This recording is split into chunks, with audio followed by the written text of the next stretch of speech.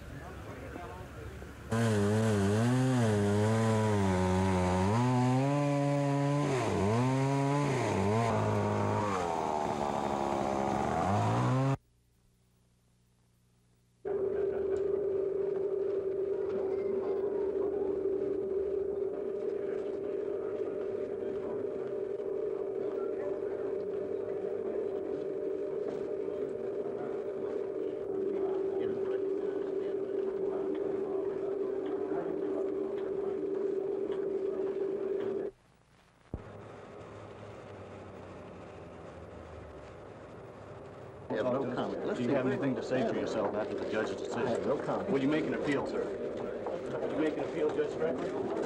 Will you appeal with the state? Mr. Holy, who last time gave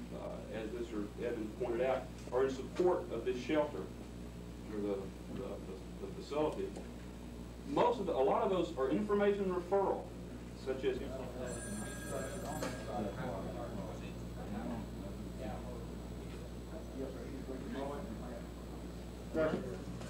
All in favor say aye.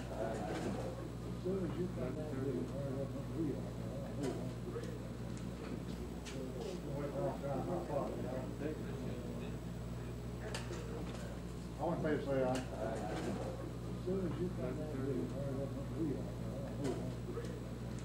spoke facility for people. The Lighthouse, Family Guidance Center, the Mental Health Center, all of The audit in question reportedly brought out what could have been problems in the finances of the independent phone company owned by State Finance Director Sid McDonald. And Kendrick says this audit was kept from the two associate commissioners for up to 6 weeks.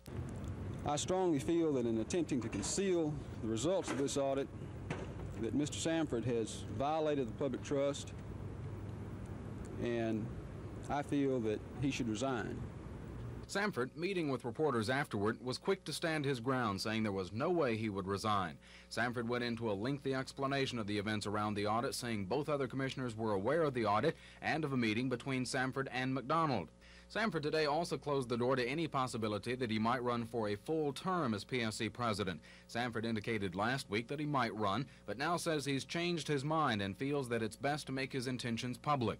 That leaves Kendrick, former agriculture teacher Elmer Dill, Governor Wallace's former press secretary Billy Joe Camp, and Gordon Tucker in the race. Chris Grimshaw, WSFA TV News.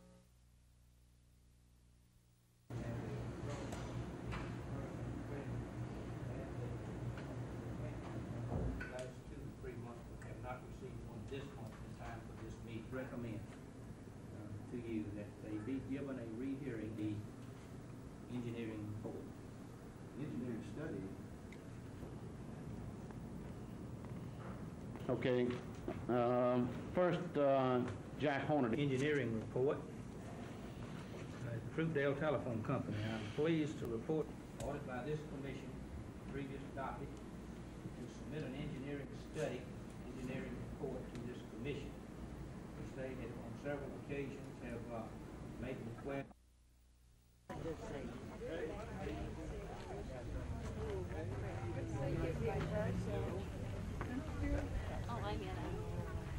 Stewart told voters he spent his 18 months in office fighting what he calls bureaucratic turf problems in getting rural health care for Alabamians. He also denied reports by a Montgomery radio station that the FBI is conducting an investigation into possible illegal contributions to his campaign. He calls the reports unadulterated hogwash. That's the sum and substance of the worst charges that are made against me in an election year, because there's no substance to that. Then we'll probably be all right. It's heating up out here, and it's going to heat up in the campaign. But I'd like to know if you confirm that by from your radio station by talking to the FBI. Where'd you get that? That's information I can't give you. So you can't disclose it. So you report a rumor, and then you ask me to deny it, and then you run it as fact, I guess. That's typical bad press, I think. But I fudge toward the freedom of the press. So if you want to start printing rumors, you can go ahead and do that. There's no substance to your allegation. An FBI spokesman in Mobile would not comment on whether the reports of an FBI probe are true. Lisa Nielsen, WSFA TV News, Millbrook.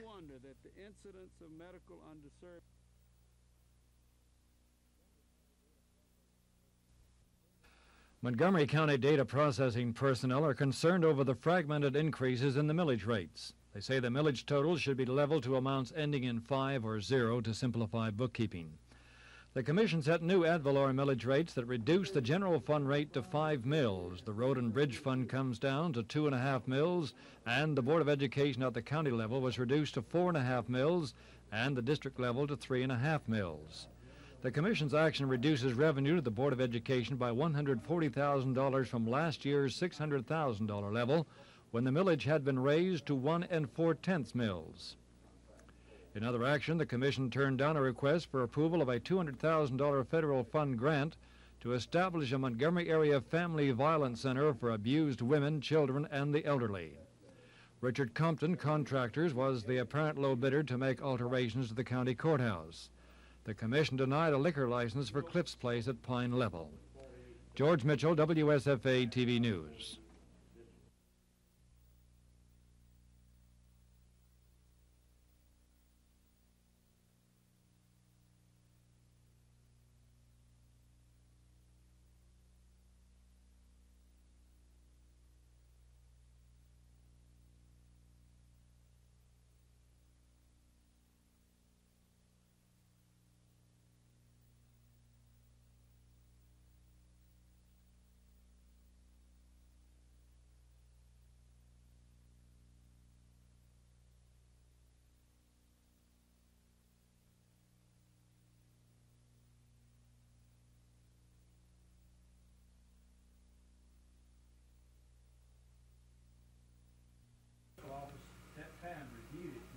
Substitute bill, the only customer affecting state revenue was in the bill. It was on the note attached to the bill. That's my figure. County School Board. I have. I've talked to the Mr. Randy Quinn, who's executive. But I agreed with the governor today that if he'll put it in his call for his next session, if he has one, then the regular session in 81, that we will correct the situation and go back and affect only those over age 65 and thereby clearing up the problem that seems to be occurring in education.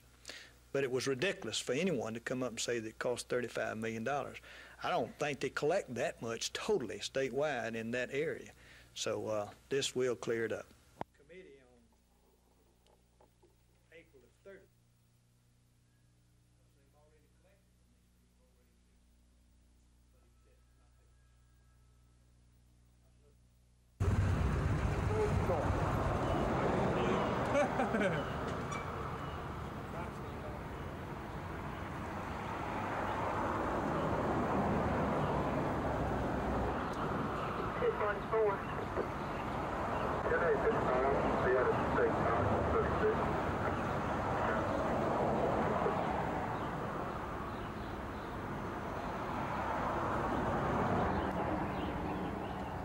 Give me a good one, man.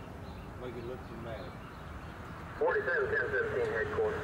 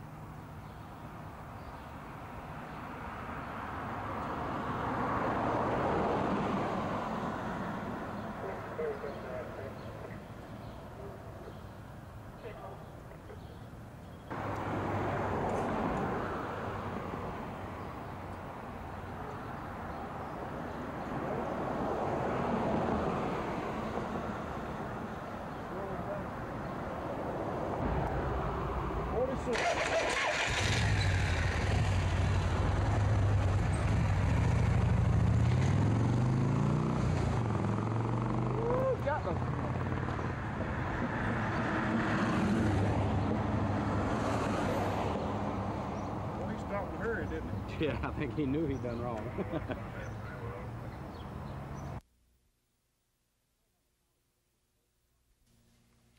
Alabama Power Company was supposed to cross-examine some witnesses today at the PSC. The hearings were to get underway at 9:30, but the hearing room was empty. No lawyers, just patient members of the news media and PSC staff members who say they don't know why there was a delay.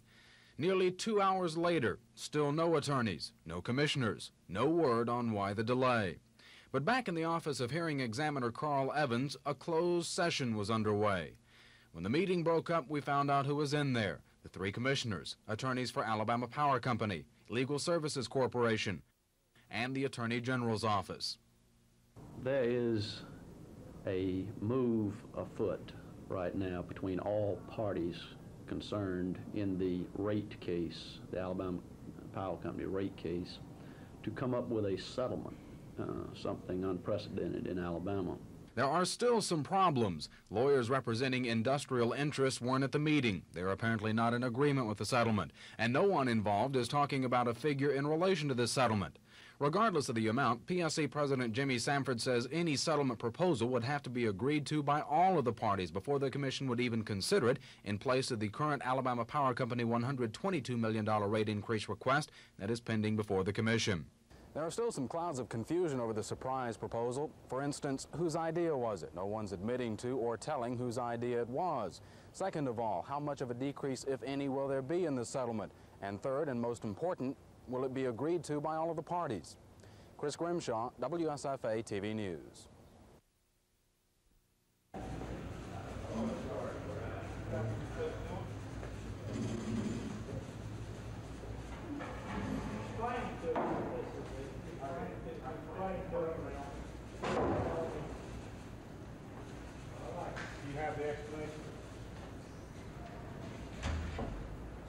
I feel it imperative that I talk with these people before we put them into positions to see if they're amenable to moving to that position, if they're qualified to do the job, and if they are in fact the correct person for that job. We basically decided yesterday that we are not going to make any personnel moves, unless all three of us can agree on what moves to make. There's no use appointing someone as a director of a division if he doesn't have the total support of all three commissioners.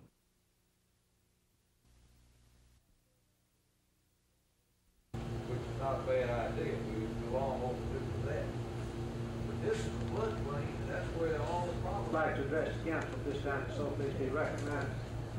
Yeah, cut. Height, legal place. Further questions, Mr. Stout, this time. Thank you. Thank you. Which is not a bad idea. We go on what we do with that. But this is a floodplain, and that's where all the problems.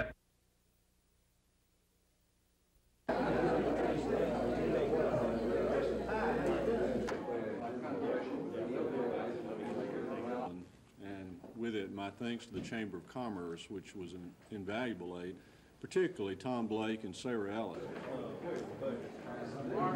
I'm very grateful for the interest that all of you have shown in these projects.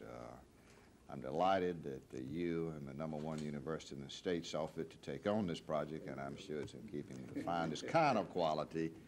And it's just a good occasion, and we're grateful for your interest. And Mayor, I deeply appreciate this presentation. Now, this takes us through when?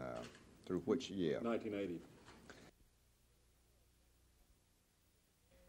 In a letter addressed to Governor James, Mrs. Weidler said that the use of state planes to attend religious meetings is a violation of the First Amendment of the U.S. Constitution.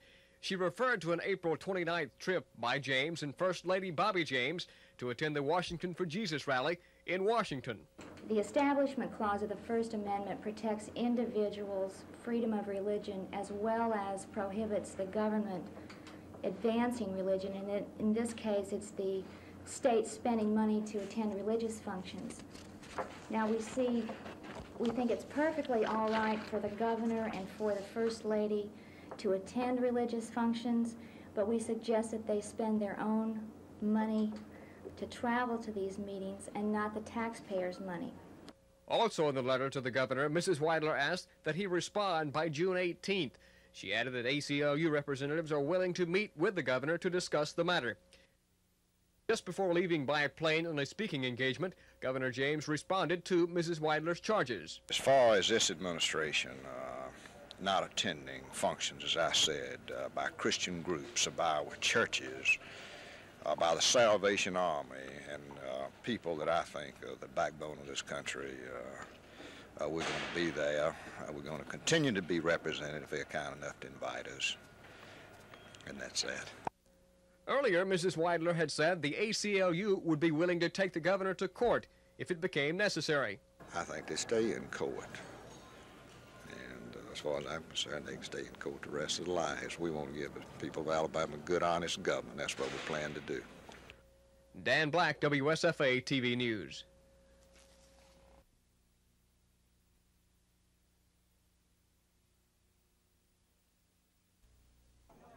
Youths, government leaders, and hundreds of other 4-H supporters took part in the ceremonies.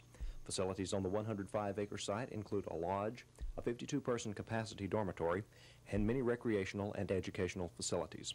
The facility itself was built using funds solely from private and business donations. The center on the banks of Lay Lake in Shelby County will be open year-round to house meetings, camps, and seminars. Though primarily for use by 4-Hers, the center will also be available for other youth groups, professional meetings, civic clubs, and others. The Alabama 4-H Club Foundation, a nonprofit organization made up of state business leaders, led in the development of the center.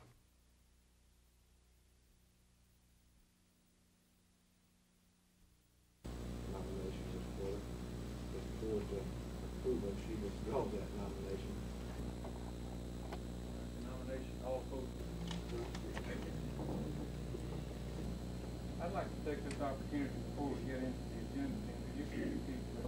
Retired teachers who are probably here in some instance. All right, the motion has been made for adoption of fill the term when Mr. Carter left. That's right. Moderator election here, so. That's right. I think it's happening. There were 3 votes for Mr. St. John, 5 votes for Mrs. Whitehead. Money management, of course, we manage to look money up here. Government teaches at Lanier in the mathematics department. He went off the board, and I met, it may have been illegal then, that's what they were showing. I think it's happening.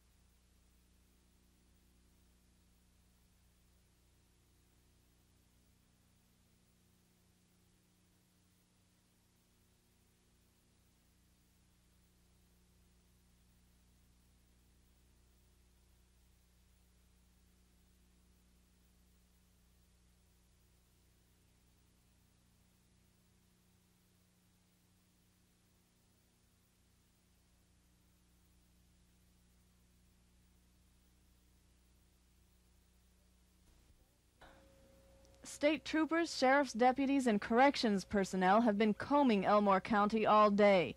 They began searching for 4 men who overpowered their guard while on a farm detail for the prison. Police say this is what happened. The men took the guard's shotgun and pistol, stole a car, and drove southeast toward Wetumpka on Highway 14. They wrecked the car and split up.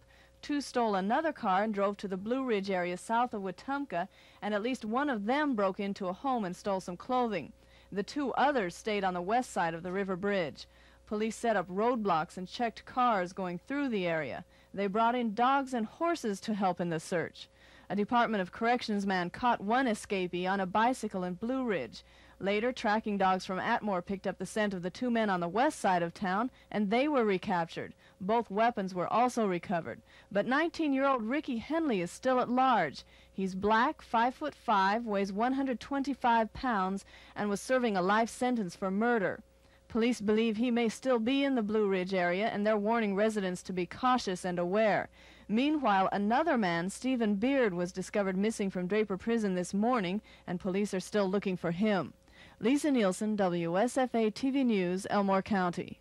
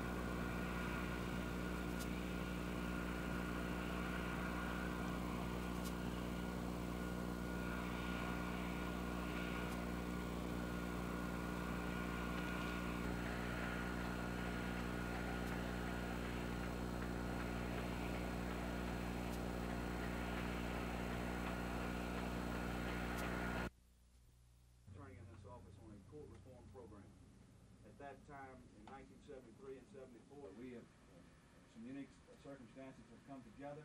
Is not over. The poor people of this state, and particularly those on fixed incomes, their pockets are being. The most that the district attorney can do is to fight those people in areas of state government or any other government that resorts to greedy and corrupt practices that drain more dollars from the pocketbooks of our citizens. And this is of paramount importance, and this is the #1 reason why I have chosen to run for re-election. Several major prosecutions which I will not abandon for any personal consideration. The court wants to have some input from us, and just as soon as I can get a break, I intend to be in the gutter filth, the purveyors of gutter filth, pornography. And I want to continue in this position, and with God's help, the help of my staff and the people's will. Eclectic gets its water from 3 city-owned wells and from the city of Tallahassee. City officials say the shortage is caused by the dry spell and the fact that they can't get as much water as they need from Tallahassee. Recently, Eclectic has had problems with the pipe system that feeds water from Tallahassee. The system is usually turned to the automatic position so that Tallahassee officials control the flow of water. A few days ago, that switch went on the blink and was turned to the manual position. This cut off the water supply in some areas in Tallahassee and left one city official quite upset. One of the officials informed us that he did not want us to put the manual switch back on, that if we did turn it back on, that he would cut it off himself. When he told us that, that left us without any water source at all from Tallahassee, depending entirely on our wells, and therefore we cannot supply the customers as fast as they need the water. Hall says the automatic switch has just started working again, but says the water supply is still quite low. By the end of the summer, the city hopes to connect with the Santuck-Walsboro water system. Then water from Tallahassee will only be used as a backup. Until then, city officials say there's no immediate relief in sight unless it rains. Cassandra Taylor, WSFA TV News in Eclectic.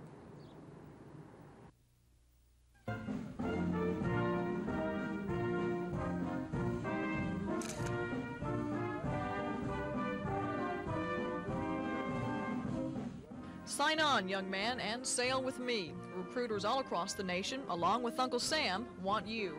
After years of low enlistments, Navy officials now say things are on the upswing.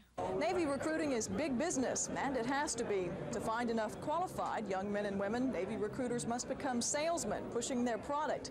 And in recent months, many recruiters have come under fire nationally for abuses in their programs. Well, yes, there has been, of course, some recruiting malpractice. The Navy skirts are not clean, but I hasten to point out that in each and every case, our Inspector General, our own inspectors have found the problems and rectified them. Commander Larry Lynn is the new commanding officer at the Montgomery office. He relieves Commander Perry Wright, who was being transferred to Washington. Gina Gregory, WSFA TV News. The bonds are specifically set up to be used for construction of schools and facilities, kindergarten through four-year colleges.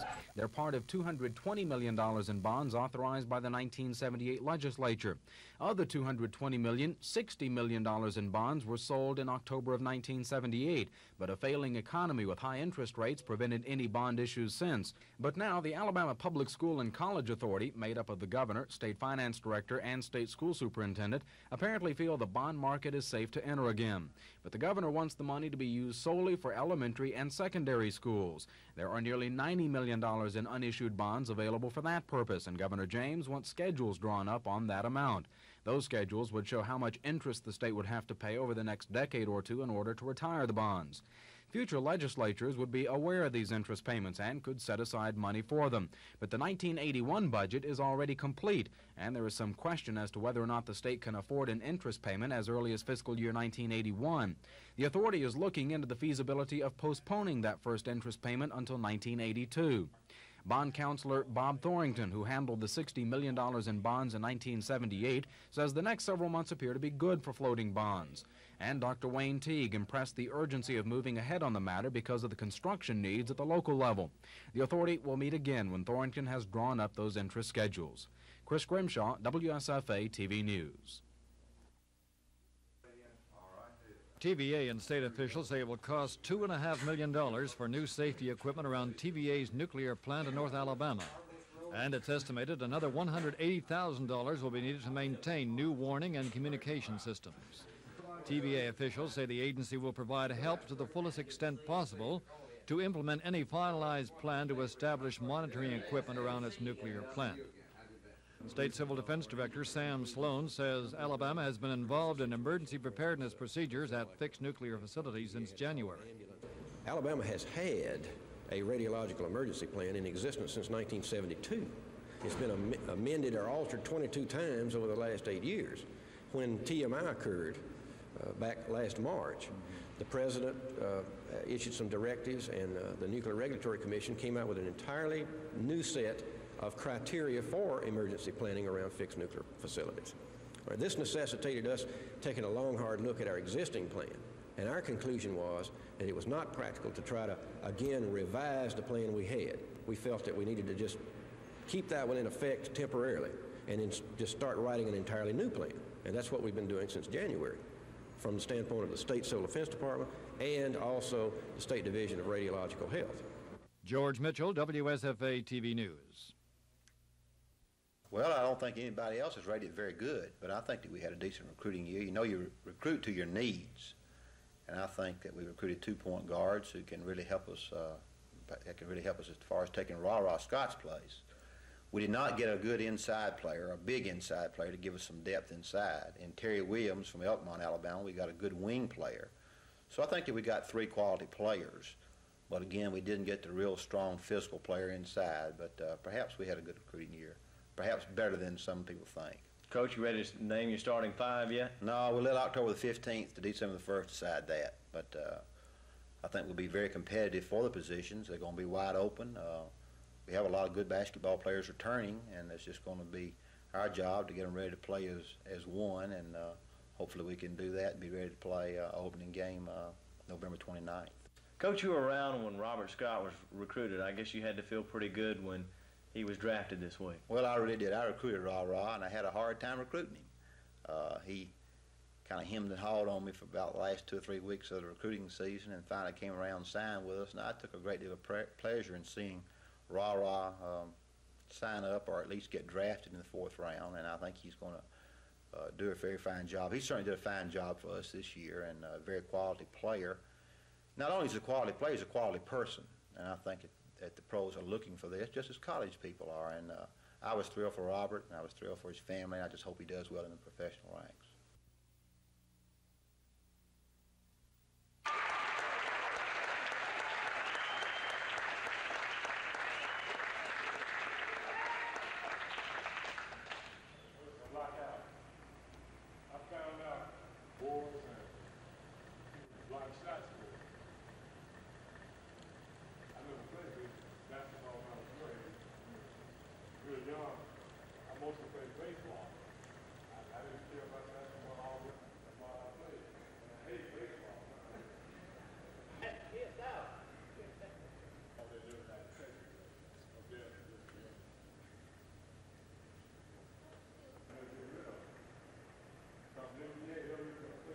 There's been some rumors floating around that Leon Douglas has had some feelers out about coming to Kansas City, and would you like to see that, or what do you know about that?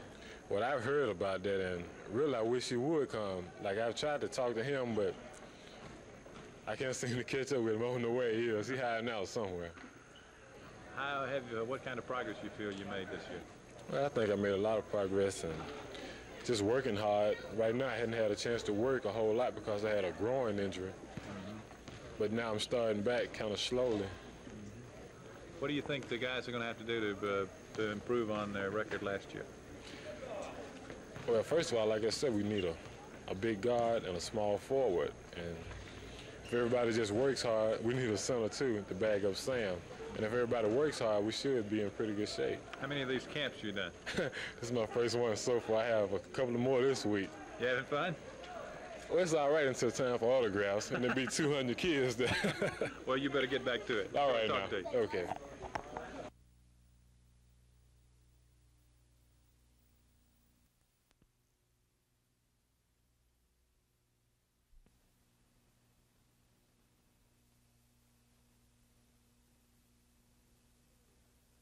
Join me June 23rd for the David Letterman Show. My first guest will be the inventor of the party hat.